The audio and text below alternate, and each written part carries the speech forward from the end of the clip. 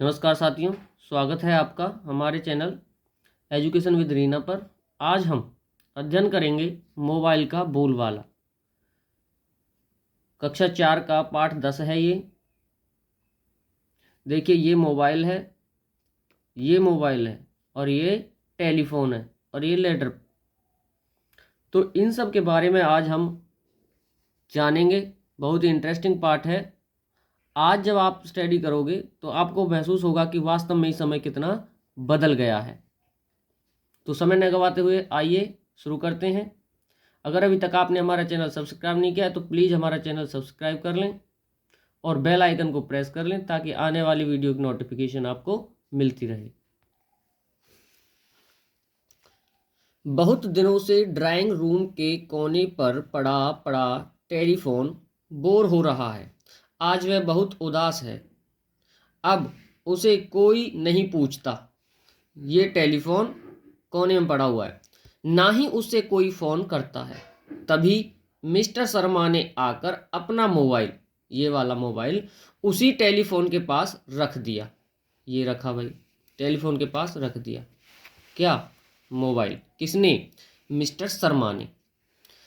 Telephone telephone कहता है अपने मन ही मन, दिखने में चूहे जैसा, ना मूछ ना पूछ, फिर भी इसकी इतनी पूछ।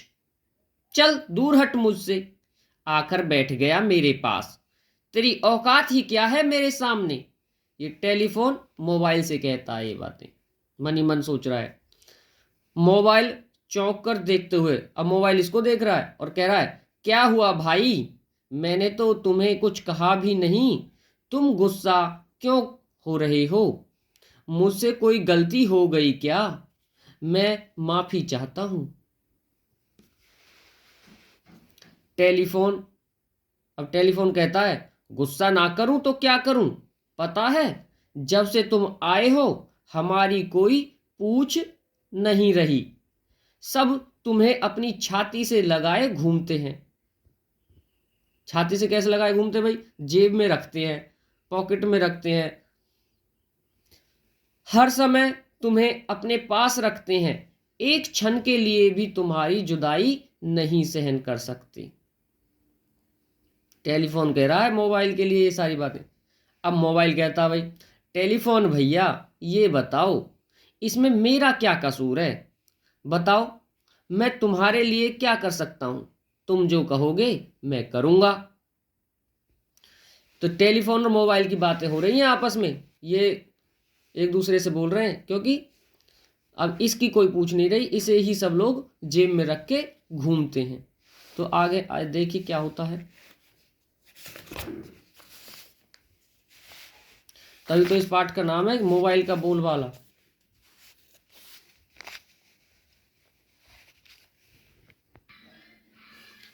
टेलीफोन कहता है, तुम क्या करोगे? अब तो तुम्हारे नए नए रूप बाजार में आ रहे हैं। चारों ओर तुम्हारी ही धूम मची हुई है। देख नहीं रहे मेरा हाल? मेरे सुंदर से मुखड़े पर धूल जमी पड़ी है। अब मुझे कोई साफ भी नहीं करता। पहले तो भाई जब टेलीफोन नया नया आया था सब लोग उसको रोज कपड़ा मारते थे, रोज इंतजार करते थे किसी का फोन आएगा, तो इसलिए उसको साफ रखते थे। लेकिन अब कोई उसको पूछता भी नहीं है। अब मोबाइल कहता है, भाई नाराज मत होइए, तुम तो मेरे बड़े भाई हो, कभी न कभी तो तुम्हें बूढ़ा होना ही था। इसमें गुस्सा होने की क्या बात है? एक ना एक दिन तो यह होना ही था। अब मोबाइल उसको कह रहा है टेलीफोन को कि तुम बूढ़े हो गए एक तरह से, और बूढ़ा होना ही था तुम्हें। अब टेलीफोन बोला, अपनी ही आवाज़ सुने मुझे महीनों बीत जाते हैं। मेरी तो पहले तो मेरी मालकिन मेरी इतनी सेवा करती थी, क्या मजाल कि कोई थोड़ी सी भी मिट्टी मेरे सलोने मुख पर गिर जाए। मैं दिन भर गुनगुनाता रहता था मधुर और मीठी आवाज़ में। यानी दिन भर उस पर घंटियां आती रहती थी और वो मधुर आवाज़ में गुनगुनाता था टेलीफोन, जब मोबाइल नहीं था, जब की बात है ये। अब मोबाइल कहता है, बात तुम्हारी बिल्कुल सच है, पर तुम्हारे विचार आज के जमाने से मेल नहीं खाते। अब तुम वक्त के साथ चलना सीखो। टेलीफोन कहता है, अच्छा बच्चू, आज तुम मुझे उपदेश दे रहे हो? कोई बात नहीं, तुम्हारे साथ भी कभी इसी तरह का व्यवहार होगा, तब पता चलेगा। याद रखना, समय सदा एक सा नहीं रहता। ये बात सच है भाई, समय सदा एक सा नहीं रहता। जो आज अमीर है वो कल गरीब हो जाता है, जो आज गरीब है वो अपनी मेहनत करके अमीर बन जाता है। अब कभी टेलीफोन की बहुत पूछ होती थी, लेकिन आज जब मोबाइल आ गया तो टेलीफोन की कोई पूछ नहीं हो रही। फिर कोई और नई चीज़ आ जाएगी तो मोबाइल की पूछ खत्म हो जाएगी। चलो चिट्ठी की बात करते हैं। पर्दे के पीछे से चिट्ठी कहती है, मेरे प्यारे दोस्त, तुमने सच कहा, समय सदा एक समान नहीं रहता। एक मीठी व प्यारी सुरीली सी आवाज़ सुनकर दोनों चौंक उठे और अपने चारों ओर देखने लगे।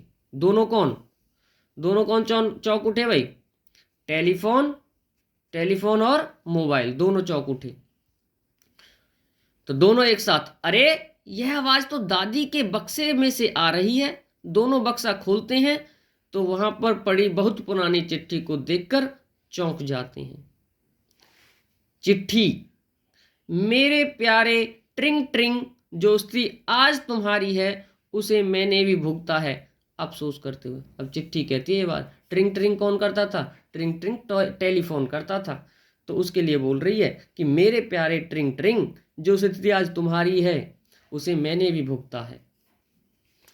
तो आगे देखते हैं। अब देखिए आगे क्या होता है। टेलीफोन कहता है, वह कैसे? पूछ रहा है टेलीफोन, वह कैसे? चिट्ठी बताती है, हाय क्या दिन थे जब मेरे अंदर गुलाब की पत्तियां रखकर अपने प्रियजन को भेजते थे। बार बार मुझे खोलकर पढ़ा जाता था। यदि मुझे पहुंचने में कुछ देर हो जाती थी तो लोगों की बेचैनी बढ़ जाती थी। पर तुम जब से आए हो लोग लिखना ही भूल गए। सब तुम पर ही गिटर पिटर करते रहते हैं। मोबाइल दिलासा देते हुए, मोबाइल कहता है, तसल्ली दे रहा है उसको, चिट्ठी को, चिट्ठी बहन निराश मत हो, ये तो समय का हेर फेर है, सभी के दिन फिरते रहते हैं। चिट्ठी, यही तो मैं कहती हूँ भैया, तुम्हारे आने पर टेलीफोन भाई को दुख नहीं मनाना चाहिए, बल्कि खुशी खुशी आपका स्वागत करना चाहिए। दुनिया में बदलाव होते रहते हैं, पता नहीं कल क्या नई खोज हो जाए और तुम्हारा भी हमारे जैसा हाल हो जाए। उसके लिए बोल रही है चिट्ठी, मोबाइल के लिए। अब मोबाइल कहता है, तुम सच कह रही हो। अब जो नए मोबाइल आ रहे हैं उसमें बात करने वाले व सुनने वाले एक दूसरे को देख भी सकते हैं। चिट्ठी मुस्कुराते हुए हंसते हुए कहती है, इसलिए मैं तो यही कहती हूँ, जो मिल जाए जितना मिल जाए उसी में खुश रहना सीखो। सही सलाह दी है चिट्ठी ने भाई। चिट्ठी ने क्या कहा? चिट्ठी ने कहा, इसलिए तो मैं यही कहती हूँ, जो मिल जाए जितना मिल जाए उसी में खुश रहना सीखो भाई, ज़्यादा के लिए मत भागो। मोबाइल और चिट्ठी की बातें सुनकर टेलीफोन ने अपनी स्थिति को समझा और मुस्कुराकर दोनों को गले लगा लिया। जैसे ही गले मिले तो मोबाइल पर रिंगटोन बज उठती है, जिंदगी एक सफर है सुहाना, यहाँ कल क्या हो किसने जाना। ये गाना बज गया भाई। तीनों संगीत का आनंद लेने लगे गाना बजते। ये पाठ लिखा है सुरेखा शर्मा ने, और आप सभी को ये अध्ययन करना है। बार बार इसको समझें कि टेलीफोन और मोबाइल में क्या अंतर है और इसके आने से उसके जीवन पर क्या प्रभाव पड़ा है। तो आइए इसके अभ्यास देख लेते हैं।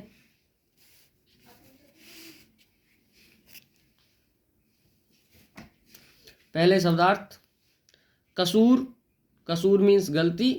दिलासा, दिलासा का अर्थ होता है तसल्ली। नाराज, नाराज गुस्सा होना। बेचैनी, घबराहट होना। वक्त, समय। सलोने, सलोने का अर्थ सुंदर।